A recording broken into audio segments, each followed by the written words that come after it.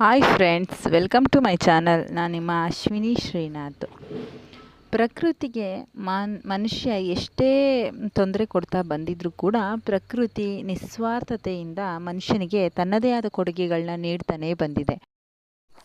ಒಂದು ಹನಿ ನೀರನ್ನು ಕೂಡ ನಾವು ಹಾಕ್ತಾ ಇದ್ರು, ಒಂದು ಕಾಳು ಗೊಬ್ಬರ ಕೂಡ ನಾವು ಹಾಕ್ತಾ ಇದ್ರೂ ಕೂಡ ಪ್ರಕೃತಿ ನಮಗೆ ಹಲವಾರು ಥರದ ಹಣ್ಣುಗಳನ್ನ, ತರಕಾರಿಗಳನ್ನ, ಹೂವುಗಳನ್ನ ಮತ್ತು ಸೊಪ್ಪುಗಳನ್ನ ನಮಗೆ ಕೊಡುಗೆಯಾಗಿ ಕೊಡ್ತಾ ಇದೆ.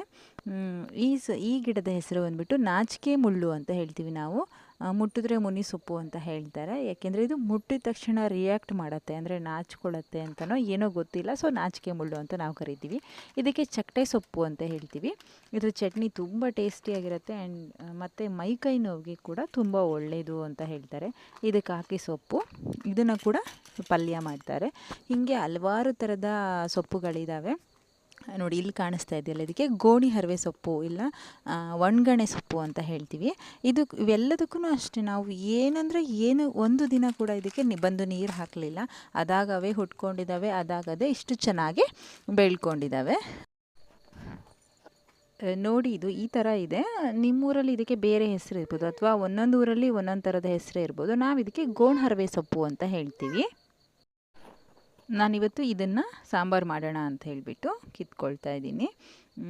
ಇದಕ್ಕೂ ಅಷ್ಟೇ, ನಾವು ಒಂದು ದಿನ ಬಂದು ಇದಕ್ಕೆ ಆರೈಕೆ ಮಾಡಲಿಲ್ಲ. ನಾವು ಇಷ್ಟು ಚೆನ್ನಾಗಿ ಬೆಳ್ಕೊಂಡಿದೆ. ಹಾಗೆ ಸುಮ್ಮನೆ ನಮ್ಮ ಜಾಗದಲ್ಲಿ ಬಂದಾಗ ನನ್ನ ಕಣ್ಣಿಗೆ ಬಿತ್ತು ಅಷ್ಟೇ. ನೋಡಿ, ಸಿಹಿ ಕುಂಬಳಕಾಯಿ ಅಥವಾ ಚೀನಿಕಾಯ್ದು ನಾನು ಒಂದು 2-3 ರೆಸಿಪಿಗಳನ್ನ ಮಾಡಿದ್ದೆ ಅಲ್ಲ, ಅದು ಇದೇ ಗಿಡದ್ದು. ಇದರದ್ದು ಸೊಪ್ಪು ಕೂಡ ಪಲ್ಯ ಮಾಡ್ತಾರೆ. ಅಂದರೆ ಎಳೆ ಸೊಪ್ಪು ಸಿಗಬೇಕು, ಅದರದ್ದು ಸಾಂಬಾರು ಮಾಡ್ತಾರೆ, ತುಂಬ ಚೆನ್ನಾಗಿರುತ್ತೆ.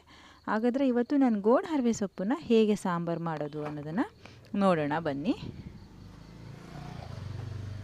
ಇದ್ರ ಜೊತೆಗೆ ನಾನು ಹರವೆ ಸೊಪ್ಪನ್ನ ಕೂಡ ತಂದ್ಕೊಂಡಿದ್ದೀನಿ, ಅಂದರೆ ಇತ್ತು ಅಲ್ಲಿ, ಹಾಗಾಗಿ ಎರಡನ್ನೂ ಮಿಕ್ಸ್ ಮಾಡಿ ಮಾಡೋಣ ಅಂತ ಹೇಳಿಬಿಟ್ಟು ತೊಗೊಂಡು ಬಂದಿದ್ದೀನಿ. ನೋಡಿ, ಈ ಥರ ಇದೆ ಇದು. ನಿಮಗೂ ಕೂಡ ಈ ಸೊಪ್ಪು ಬಗ್ಗೆ ಏನಾದರೂ ಗೊತ್ತಿದ್ದರೆ ನಿಮ್ಮೂರಲ್ಲಿ ಇದಕ್ಕೆ ಏನಂತ ಕರೀತಾರೆ ಅಂಥೇಳಿ ಕಮೆಂಟ್ ಮೂಲಕ ನನಗೆ ತಿಳಿಸಿ. ಇದ್ರ ಜೊತೆಗೆ ನೀವು ಬೇರೆ ಯಾವ ಸೊಪ್ಪನ್ನ ಕೂಡ ಹಾಕಿ ಮಿಕ್ಸ್ ಮಾಡಿ ಸಾಂಬಾರು ಮಾಡ್ಬೋದು. ನಾನು ಇದಕ್ಕೆ ಇವಾಗ 2 ಸ್ಪೂನ್ ಹೆಸರು ಬೇಳೆ, 2 ಸ್ಪೂನ್ ತೊಗರಿ ಬೇಳೆನ ಹಾಕ್ಕೊಂಡು ಬೇಯಿಸ್ಕೊತಾ ಇದ್ದೀನಿ ಫಸ್ಟಿಗೆ. ಅಥವಾ ನೀವು ಸೊಪ್ಪಿನ ಜೊತೆನೇ ಹಾಕಿ ಕುಕ್ಕರಲ್ಲಿ ವಿಸಿಲ್ ಕೂಡ ಹೊಡ್ಸ್ಕೊಬೋದು, ಅಥವಾ ಒಲೆಯಲ್ಲಿ ಹಾಗೇ ಬೇಯಿಸ್ಕೊಬೋದು. ಬಟ್ ನಾನು ನಾರ್ಮಲಾಗಿ ಅವತ್ತೇನಾದರೂ ತಿಂಡಿಗೆ ಕಡುಬು ಮಾಡಿದರೆ ಅದ್ರ ಜೊತೆಗೇ ಬೇಳೆನ ಬೇಯಕ್ಕಿಡ್ತೀನಿ. ಅದರಿಂದ ನಮಗೆ ಗ್ಯಾಸು ಉಳಿತಾಯ ಆಗುತ್ತೆ, ಟೈಮು ಉಳಿತಾಯ ಆಗುತ್ತೆ ಅಂತ ಹೇಳಿಬಿಟ್ಟು ಕಡುಬಿನ ಜೊತೆನೇ ಈ ಥರ ಗ್ಲಾಸಲ್ಲಿ ಹಾಕಿ ಇಟ್ಬಿಡ್ತೀನಿ, ಚೆನ್ನಾಗಿ ಬೇಯುತ್ತೆ. ಸೊ ಸೊಪ್ಪನ್ನ ನೀಟಾಗಿ ಚಿಕ್ಕದಾಗಿ ಹೆಚ್ಕೊಂಡಿದ್ದೀನಿ. ಹೆಚ್ಕೊಂಡು ಇದನ್ನು ಉಗುರು ಬೆಚ್ಚಗಿನ ನೀರಲ್ಲಿ ಒಂದು 2-3 ಸರಿ ತೊಳಿಬೇಕು. ಯಾಕೆ ಉಗುರು ಬೆಚ್ಚ ನೀರಲ್ಲಿ ತೊಳಿಬೇಕು ಅಂತಂದರೆ, ಇದನ್ನು ನಾವು ಬೆಳೆದಿರಲ್ಲ, ಇದು ಹೇಗೆ ಬೆಳೆದಿರತ್ತೆ ಅನ್ನೋದು ಕೂಡ ನಮಗೆ ಗೊತ್ತಿರಲ್ಲ. ಸೊ ಅದಕ್ಕೆ ಉಗುರು ಬೆಚ್ಚನ ನೀರು ತೊಳ್ಕೊಂಡ್ರೆ ಬೆಟರು. ಯಾಕೆ ಸುಮ್ಮನೆ ರಿಸ್ಕು ಅಂತ ಹೇಳಿಬಿಟ್ಟು ಉಗುರು ಬೆಚ್ಚಗಿನ ನೀರಲ್ಲಿ ತೊಳ್ಕೊಳ್ತೀವಿ. ತೊಳ್ಕೊಂಡು ಇದಕ್ಕೆ ಬೇಳೆ ಬೇಯಿಸಿಟ್ಕೊಂಡಿದ್ವಲ್ಲ, ಆ ಬೇಳೆನ ಇದಕ್ಕೆ ಹಾಕಿ ರುಚಿಗೆ ತಕ್ಕಷ್ಟು ಉಪ್ಪು ಮತ್ತು ನೀರು, ಸೊಪ್ಪು ಬೇಯೋದಕ್ಕೆ ನೀರು ಎಷ್ಟು ಬೇಕು ಅಂತ ನೋಡಿ ಅಷ್ಟನ್ನು ಹಾಕಿಬಿಟ್ಟು ಒಂದು 1/4 ಗಂಟೆ 20 ನಿಮಿಷ ಚೆನ್ನಾಗಿ ಬೇಯಿಸ್ಕೋಬೇಕು. ಅದು ಬೇಯ್ತಾ ಇರಲಿ, ಅದಕ್ಕೆ ಮಸಾಲೆ ರೆಡಿ ಮಾಡ್ಕೊಳ್ಳೋಣ. ಸೊ ಮಸಾಲೆಗೆ ಏನೇನು ಬೇಕಪ್ಪ ಅಂತಂದರೆ, ನಾನಿಲ್ಲಿ 1 ಹೋಳಿಗೆ ಕಾಯಿ ತೊಗೊಂಡಿದ್ದೀನಿ. ಆಮೇಲೆ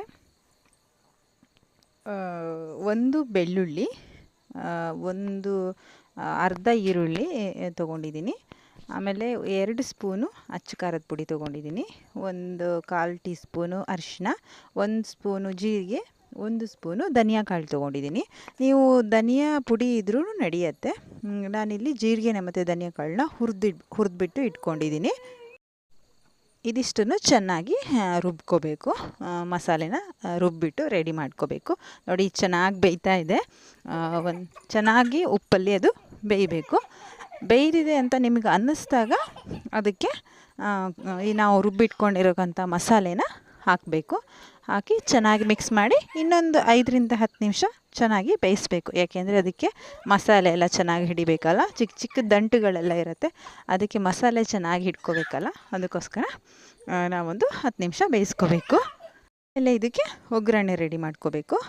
1-2 ಟೀ ಸ್ಪೂನು ಎಣ್ಣೆ ಇಟ್ಕೊಂಡು ಅದಕ್ಕೆ ಸಾಸಿವೆ, 2 ಒಣಮೆಣಸಿನ್ಕಾಯಿ, ಬೆಳ್ಳುಳ್ಳಿ, ಈರುಳ್ಳಿ ಹಾಕಿ ಚೆನ್ನಾಗಿ ಒಗ್ಗರಣೆ ಕೊಟ್ಬಿಟ್ರೆ ಈ ಸಾಂಬಾರು ರೆಡಿ ಆಯಿತು. ದಾಲ್ ಥರ ಮಾಡಿಕೊಂಡ್ರೆ ಚಪಾತಿಗೆ, ರೊಟ್ಟಿಗೆ ಎಲ್ಲ ತುಂಬ ಚೆನ್ನಾಗಿರುತ್ತೆ. ಇಲ್ಲ ನಾವು ಅದೇ ಹರಿವೆ ಸೊಪ್ಪಿನ ಥರ ಉಪ್ಪು ಸೊಪ್ಪು ಕೂಡ ಮಾಡ್ಕೋಬೋದು, ತುಂಬ ಚೆನ್ನಾಗಿರುತ್ತೆ. ಬಟ್ ಇವತ್ತು ನಾನು ಸಾಂಬಾರು ಮಾಡ್ಕೊಂಡಿದ್ದೀನಿ. ನೀವು ಟ್ರೈ ಮಾಡಿ ನೋಡಿ, ತುಂಬ ಚೆನ್ನಾಗಿರುತ್ತೆ. ಈ ವಿಡಿಯೋ ಇಷ್ಟ ಆಗಿದ್ದರೆ ಲೈಕ್ ಮಾಡಿ, ಶೇರ್ ಮಾಡಿ, ಕಮೆಂಟ್ ಮಾಡಿ. ಇನ್ನೂ ಯಾರೆಲ್ಲ ನನ್ನ ಚಾನಲ್ಗೆ ಸಬ್ಸ್ಕ್ರೈಬ್ ಮಾಡದೆ ನೋಡ್ತಾ ಇದ್ದೀರೋ ದಯವಿಟ್ಟು ಸಬ್ಸ್ಕ್ರೈಬ್ ಮಾಡಿ. Thank you so much.